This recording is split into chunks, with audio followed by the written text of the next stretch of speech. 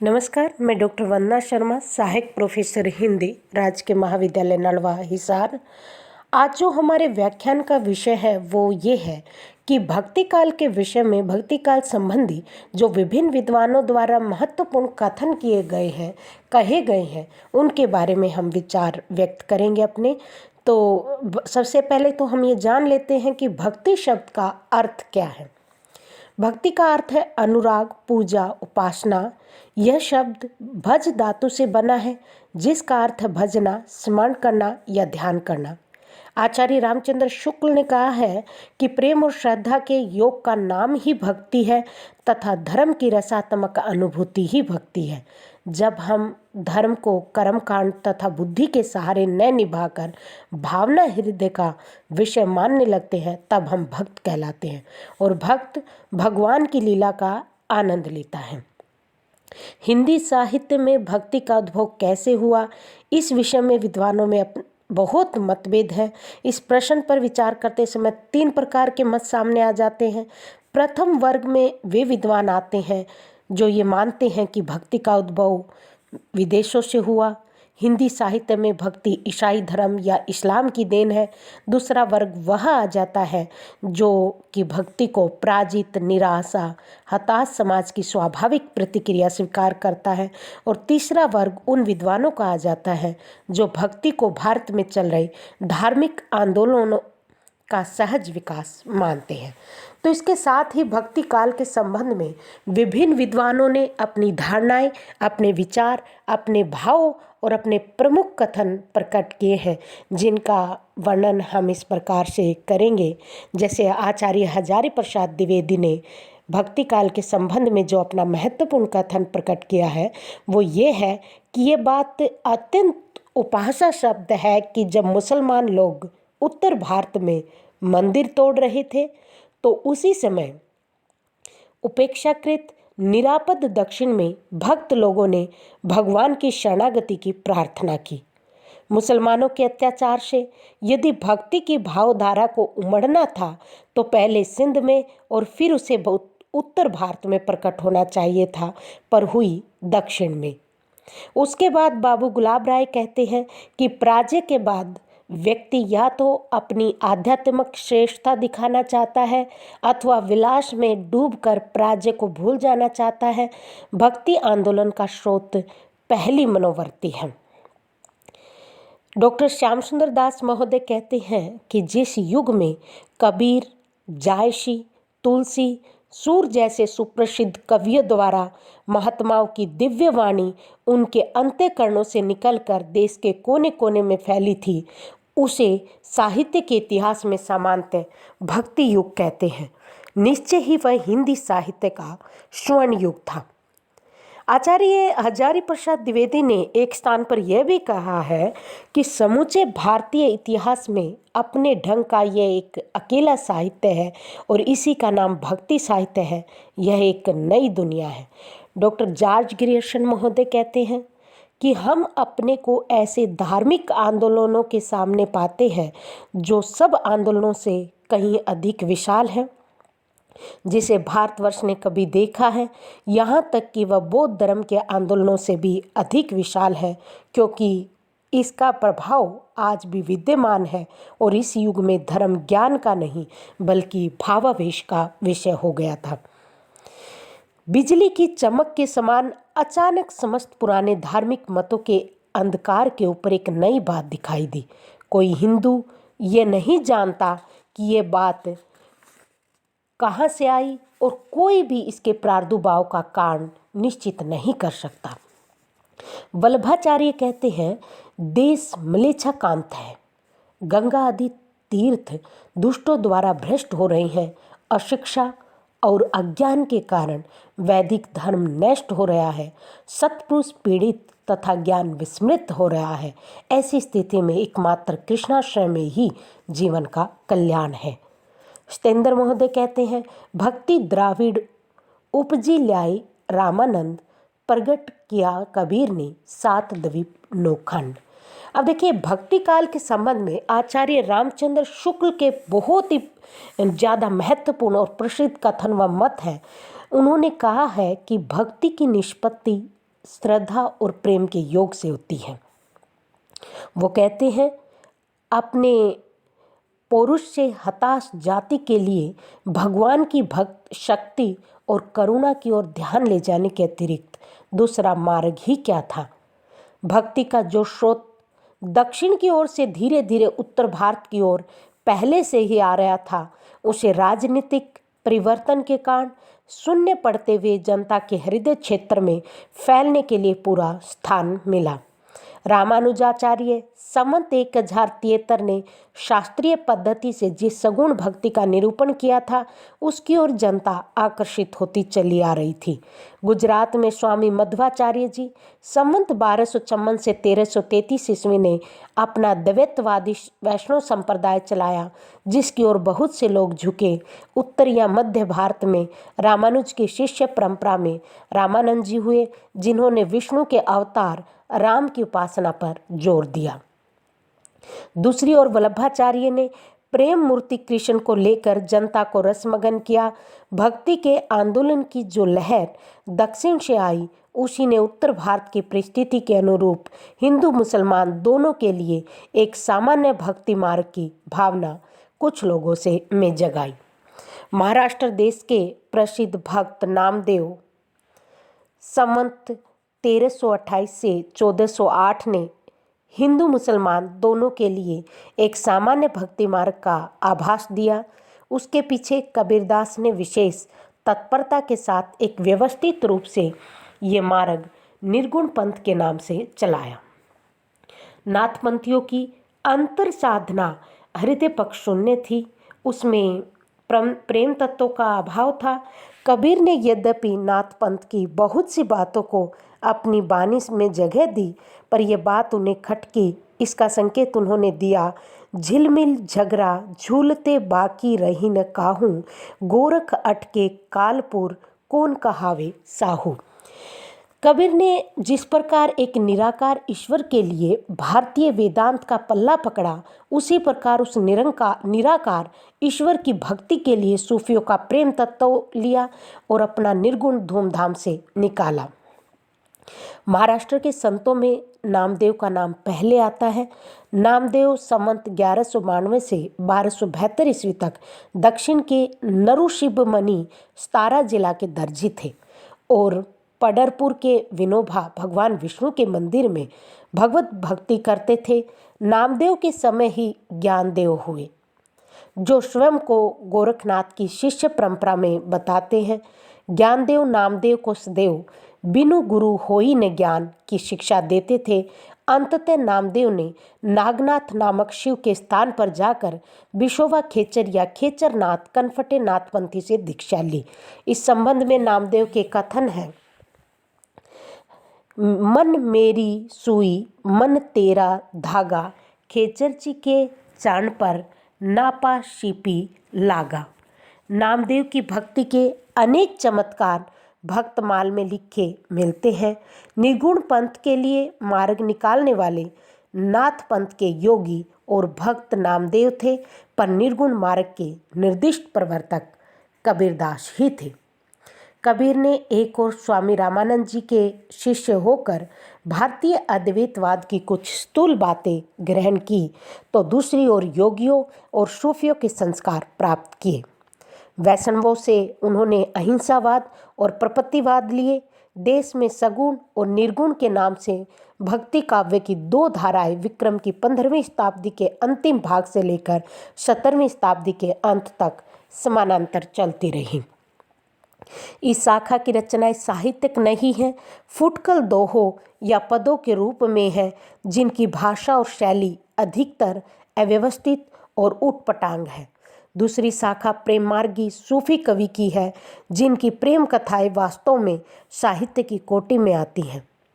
सूफी साधक कवियों ने लौकिक प्रेम के बहाने उस प्रेम तत्व का आभास दिया जो प्रियतम ईश्वर से मिलाने वाला है। इनमें प्रेम की पीर की जो व्यंजना होती है वह ऐसे विश्वव्यापक रूप में होती है कि वह प्रेम उस लोक से परे दिखाई पड़ता है। नामदेव किसी गुरु से दीक्षा लेकर अपनी सगुण भक्ति में प्रवृत्त नहीं हुए, अपने हृदय की स्वाभाविक प्रेरणा से हुए थे, जनता पर चाहा जो प्रभाव पड़ा हो, उस उक्त गद्दी के भक्त शिष्यों ने सुंदर सुंदर पदों द्वारा जो मनोहर प्रेम संगीत धारा बहाई, उसने मुरझाते हुए हिंदू जीवन को सरस और प्रफुल्लित किया। ये वल्लभाचार्य से संबंधित मत प्रकट हुआ। रामचंद्र शुक्ल ने भक्ति काल को धार्मिक पुनर्जागरण का काल कहा। भक्ति के लिए ब्रह्म का सगुण होना अनिवार्य है। इन भक्तों का हमारे साहित्य पर बड़ा भारी उपकार है। कृष्ण भक्त कवियों के लिए रामचंद्र शुक्ल ने सूरदास को प्रेम का, जिसके अंतर्गत पालन एवं रक्षण आते हैं, और तुलसीदास को करुणा का कवि माना है, जिसके अंतर्गत लोक रक्षा का भाव आता है। तुलसीदास शुक्ल के आदर्श कवि हैं। तुलसी को केंद्र में रखकर ही उन्होंने अपनी आलोचना के मानदंड निश्चित किए हैं। कबीर ने ठीक मौके पर जनता के उस बड़े भूभाग को संभाला जो नाथपंथियों के प्रभाव से प्रेम भाव और भक्ति रस से शुष्क पड़ता जा रहा था। ज्ञान मार्गी की बातें कबीर ने हिंदू साधु सन्यासियों से ग्रहण की, जिनमें सूफियों के सत्संग से उन्होंने प्रेम तत्वों का मिश्रण किया और अपना एक अलग पंथ चलाया। कबीर स्वयं को रामानंद का शिष्य कहते थे। कबीरपंथी में मुसलमान उन्हें शेख तकी से दीक्षित होना बताते हैं। इसमें संदेह नहीं कि कबीर को राम नाम रामानंद से ही प्राप्त हुआ, पर आगे चलकर कबीर के राम रामानंद के राम से भिन्न हो गए।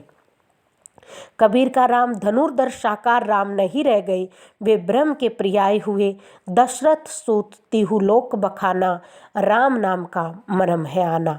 कबीर में ज्ञान मार्गी की जहाँ तक बातें हैं, वे सब हिंदू शास्त्रों की हैं, जिनका संचय उन्होंने रामानंद के उपदेशों से किया। माया, जीव, ब्रह्म, तत्वमसी, अष्टमैथुन, त्रिकुटी, छह रिपु इत्यादि शब्दों का परिचय उन्हें सत्संग द्वारा हुआ। हठ योगियों के साधनात्मक रहस्यवाद के कुछ सांकेतिक शब्दों जैसे चंद, सूर, नाद, बिंदु, अमृत, ओधा, कुआ को लेकर अद्भुत रूपक बांधे हैं, जो सामान्य जनता की बुद्धि पर पूरा आतंक जमाते हैं। कबीर ने प्रेम तत्व सूफियों से लिया है। वैष्णव संप्रदाय से उन्होंने अहिंसा का तत्व ग्रहण किया, जो पीछे होने वाले सूफी फकीरों को भी मान्य हुआ। ज्ञान मार्ग की बातें कबीर ने हिंदू साधु सन्यासियों से ग्रहण की। सूफियों के सत्संग से उन्होंने प्रेम तत्वों का मिश्रण किया और अपना एक अलग पंथ चलाया। इनकी उक्तियों में विरोध और असंभव का चमत्कार लोगों को बहुत आकर्षित करता था। अनेक प्रकार के रूप को और अन्योक्तियों द्वारा ही इन्होंने ज्ञान की बातें कही हैं, जो नई न होने पर भी वाग वैचित्र्य के कारण अनपढ़ लोगों का चकित किया करती थी। कबीर की वाणी में स्थान स्थान पर भावात्मक रहस्यवाद की जो झलक मिलती है, वह सूफियों के सत्संग का प्रसाद है।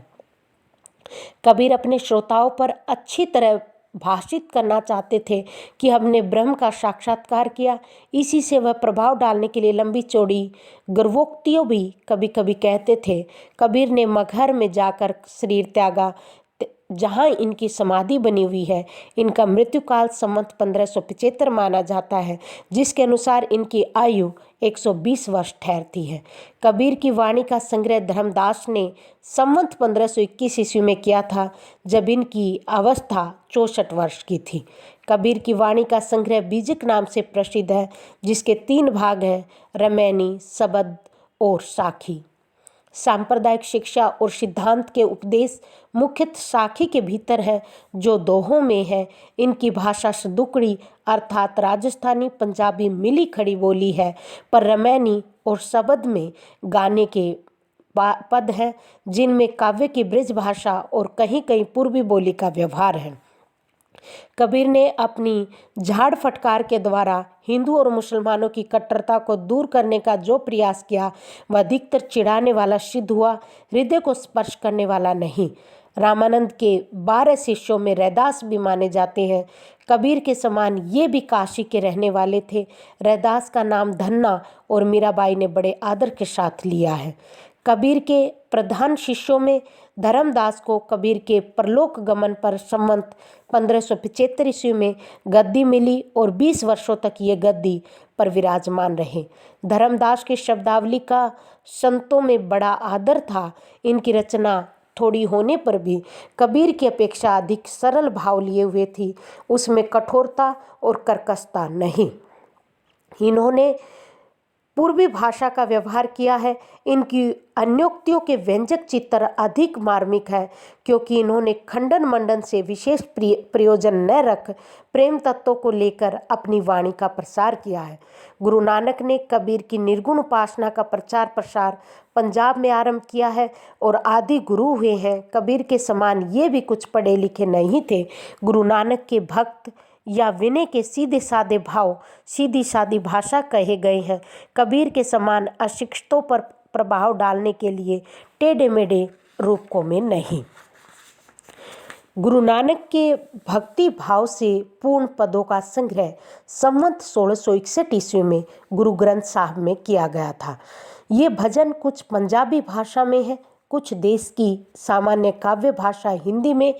कबीर मार्ग के अनुयायी परंतु दादू पंथ के प्रवर्तक दादू संवत 1601 से 1660 ईस्वी की जाति, जो ब्राह्मण या मोची अथवा दुनिया के संबंध में विवाद है, इनकी उत्पत्ति कथा कबीर से मिलती जुलती है। दादू बच्चे के रूप में साबरमती नदी में बहते हुए कबीर लादी राम नामक ब्राह्मण को मिले थे। दादू पंथियों का प्रधान अड्डा नराना जयपुर से 20 कोस दूर है, जहां दादू ने प्राण छोड़ा था। दादू पंथी स्वयं को निरंजन निराकार का उपासक मानते हैं। तिलक कंठी विहीन ये साथ में सुमिरन रखते हैं और सतराम कहकर अभिवादन करते हैं। दादू की बानी अधिकतर कबीर की साखी से मिलते जुलते दोहों में है। भाषा मिली जुली पश्चिमी हिंदी है, जिसमें राजस्थानी का मेल भी है। इनकी रचना में अरबी फारसी के शब्द आए हैं और प्रेम तत्वों की व्यंजना अधिक है। दादू की बानी में यद्यपि उक्तियों का यह चमत्कार नहीं है जो कबीर की बानी में, पर प्रेम भाव निरूपण अधिक सरस और गंभीर है। कबीर के समान खंडन और वाद विवाद में इनकी रुचि नहीं थी। निर्गुण पंथियों में यही एक ऐसे व्यक्ति हुए हैं जिन्हें समुचित शिक्षा मिली थी और जो काव्य कला की रीति आदि से अच्छी तरह से परिचित थे। सुंदरदास की रचना साहित्यिक और सरस है। भाषा भी भाव की मंजी हुई ब्रिज भाषा है। भक्ति और ज्ञान चर्चा के अतिरिक्त नीति और देशाचार आदि पर भी उन्होंने बड़े सुंदर पद कहे थे। और संतों ने केवल गाने के पद और दोहे कहे हैं, पर इन्होंने सिद्धस्थ कवियों के समान बहुत से कवित्व रचे हैं। संत तो ये थे ही और कवि भी थे। समाज की रीति नीति पर इनकी बड़ी विनोदपूर्ण उक्तियां हैं। इनकी रचना काव्य पद्धति के अनुसार होने के कारण अपने संतों की रचना से भिन्न दिखलाई पड़ती है। सुशिक्षा द्वारा विस्तृत दृष्टि प्राप्त होने से इन्होंने निर्गुणवादियों के समान लोक धर्म की उपेक्षा नहीं की है। पतिव्रत का पालन करने वाली, रण क्षेत्र में कठिन कर्तव्य का पालन करने वाले शूरवीरों के प्रति इनके विशाल हृदय में सम्मान के लिए पूरी जगह थी। सुंदरदास के लिए ये कथन प्रकट किया गया है। मलुकदास द्वारा आलसियों का यह मूल मंत्र अत्यंत प्रसिद्ध है। अजगर करे न चाकरी, पंछी करे न काम, दास मलुका कह गए सबके दाता राम। औरंगजेब के समय में दिल के अंदर खोजने वाले निर्गुण मत के नामी संतों में मलुकदास हुए हैं। इनकी गद्दियाँ कड़ा, जयपुर, गुजरात, मुल्तान, पटना, नेपाल तथा काबुल तक स्थापित हैं। इनके चमत्कार और करामातें बेहद प्रसिद्ध है। रतन खान और ज्ञानबोध इसकी 2 पुस्तकें हैं। इनकी भाषा सुव्यवस्थित और सुंदर है। कहीं कहीं अच्छे कवियों का पद विन्यास और कविता आदि छंद पाए जाते हैं। कुछ पद बिल्कुल खड़ी बोली में है। आत्मबोध, वैराग्य, प्रेम आदि पर इनकी बानी बड़ी मनोहर है। ये बात मलुकदास के लिए है। अक्षर अनन्य विद्वान और वेदांत के अच्छे ज्ञाता थे। योग और वेदांत पर इनके कई ग्रंथ राजयोग, विज्ञान योग, ध्यान योग, सिद्धांत बोध, विवेक दीपिका, ब्रह्म ज्ञान, अनन्य प्रकाश इत्यादि है। दुर्गा सप्तशती का भी इन्होंने हिंदी पद्यों में अनुवाद किया है। प्रसिद्ध छत्रसाल इनके शिष्य हुए हैं। ये दतिया रियासत के अंतर्गत सेनुहरा के कायस्थ थे। दादू दयाल की शिष्य परंपरा में जगजीवन साहिब ने सत्यनामी संप्रदाय चलाया और इनके शिष्य दुलम दास ने एक शब्दावली लिखी। निर्गुण पंथ में जो थोड़ा बहुत ज्ञान पक्ष है वह वेदांत से लिया गया है। जो प्रेम तत्व है वह सूफियों का है। अहिंसा और प्रपत्ति के अतिरिक्त वैष्णव का कोई अंश उसमें नहीं है। सुरति और निरति शब्द बौद्ध सिद्धों के हैं। ये शब्द योगियों की वाणियों से आए हैं। वैष्णवों से उनका कोई संबंध नहीं रहा। चिश्ती वंश के शेख बुरहान के शिष्य और जौनपुर के बादशाह हुसैन शाह के राजाश्रित कवि कुतुबुन ने दोहा चौपाई शैली में 909 हिजरी संवत 1558 में मृगावती लिखी थी। मृगावती में चंद्रनगर के राजा गणपति देव के राजकुमार और कंचनपुर के राजा रूप मुरारी की कन्या मृगावती की प्रेम कथा है। इसमें कवि ने प्रेम मार्ग के त्याग और कष्ट का निरूपण करके साधक के भगवत प्रेम का स्वरूप दिखाया है। बीच बीच में सूफियों की शैली पर बड़े सुंदर आध्यात्मिक आभास है। मंजनकृत मधुमालती में कोमल कल्पना और सिंहगतता का पता चलता है।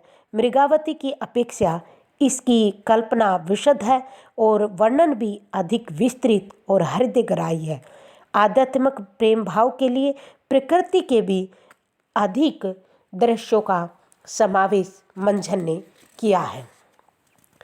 मधुमालती में मनोहर कनेसर नगर के राजा सूरजभान का पुत्र और मधुमालती महाराज नगर की राजकुमारी नायक नायिका तथा प्रेमा ताराचंद उपनायक है।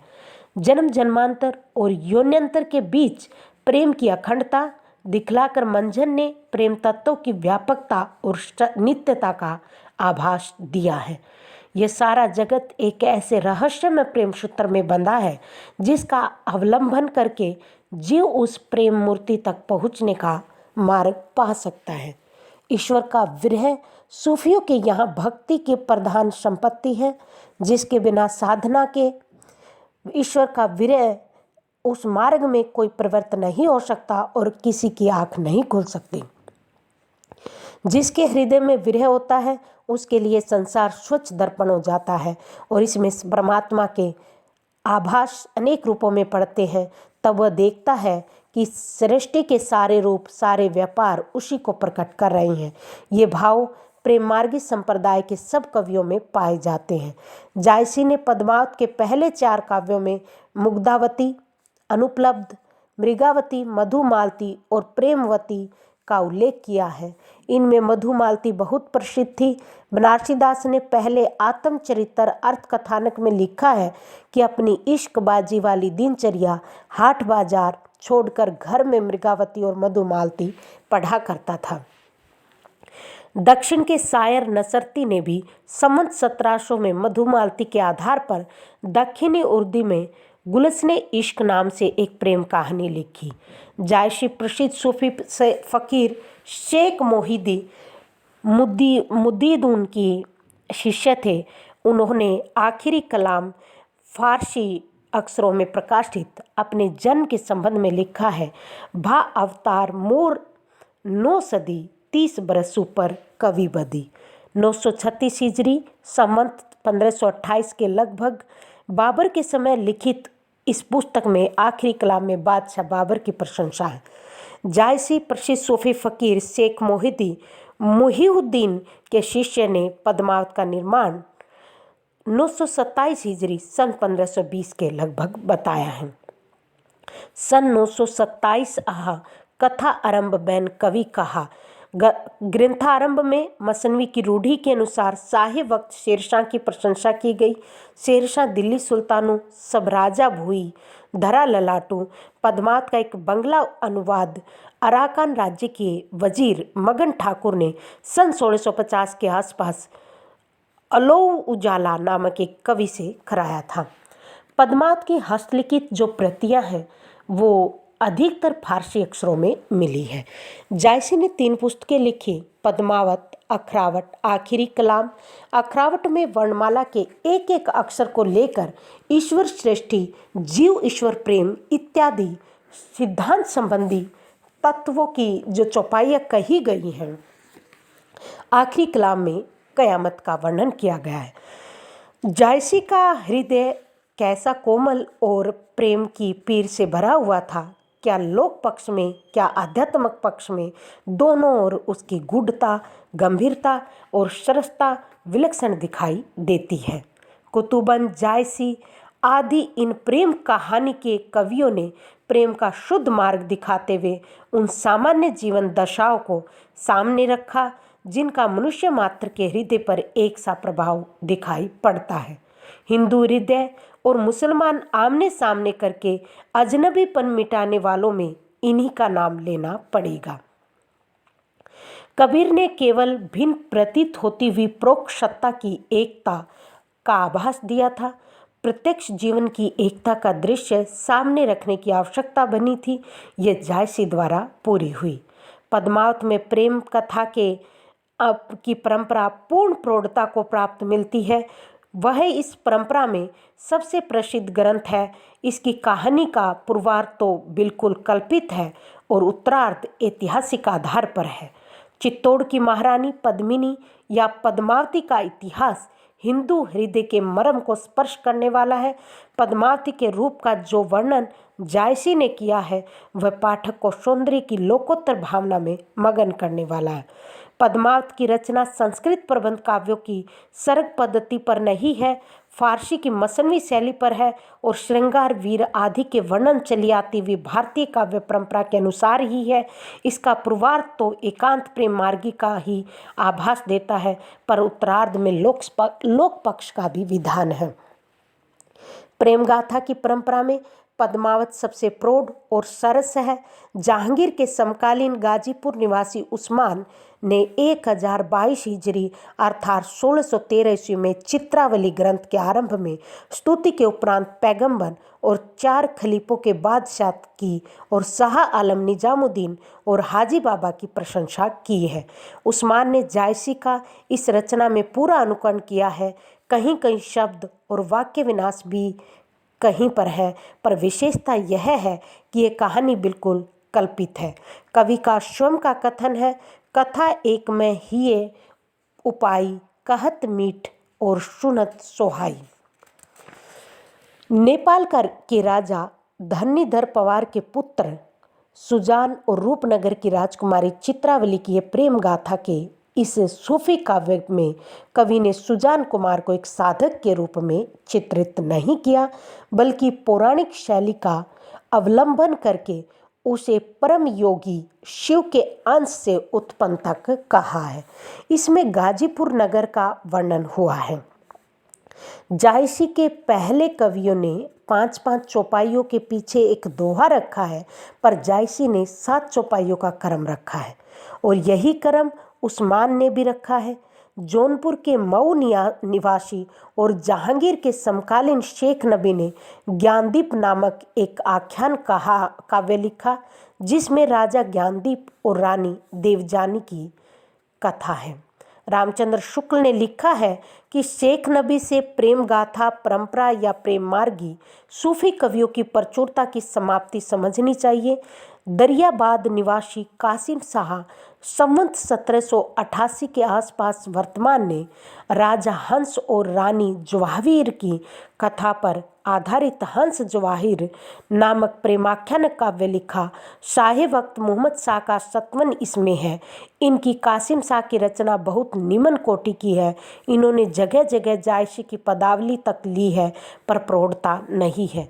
दिल्ली के बादशाह मोहम्मद शाह के समकालीन सबरहद जौनपुर आजमगढ़ की सरहद के निवासी नूर मोहम्मद ने 1157 हिजरी संवत 1801 में इंद्रावती नामक एक सुंदर आख्यान लिखा, जिसमें कालिंजर के राजकुंवर और आगमपुर की राजकुमारी इंद्रावती की प्रेम कहानी है। कवि ने जायसी के पहले के कवियों के अनुसार 5-5 चौपाइयों के उपरांत दोहे का क्रम इसमें रखा है। इस ग्रंथ को सूफी पद्धति का अंतिम ग्रंथ मानना चाहिए।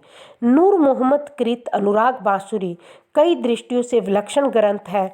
नूर मोहम्मद को हिंदी भाषा में कविता करने के कारण जगह जगह इसमें इस्लाम के पक्के अनुयायी होने का सबूत देना पड़ा है। फारसी अक्षरों में लिखित इनकी भाषा सूफी रचनाओं में बहुत अधिक संस्कृत गर्भित है। हिंदी भाषा के प्रति मुसलमानों का भाव अर्थात 1800 तक आते जाते मुसलमान हिंदी से किनारा खींचने लगे थे। अनुराग बांसुरी 1178 हिजरी अर्थात 1821 ईस्वी की रचना कवि ने अधिक पांडित्यपूर्ण रखने का प्रयत्न किया है। विषय इसका तत्व ज्ञान संबंधी है। शरीर, जीवात्मा और मनोवृत्तियों को लेकर पूरा अध्यवसित रूपक एलिग्री खड़ा करके कहानी बांधी है। सब सूफी कवियों की कहानियों के बीच में इसका दूसरा पक्ष व्यंजित सारी कहानी और सारे पात्र और इसके रूपक होता है। अनुराग बांसुरी में कवि ने चौपाइयों के बीच बीच में दोहे न रखकर अनुराग रखकर बरवई छंद रखे हैं। प्रयोग भी ऐसे संस्कृत शब्दों के हैं जो सूफी कवियों में नहीं आए हैं।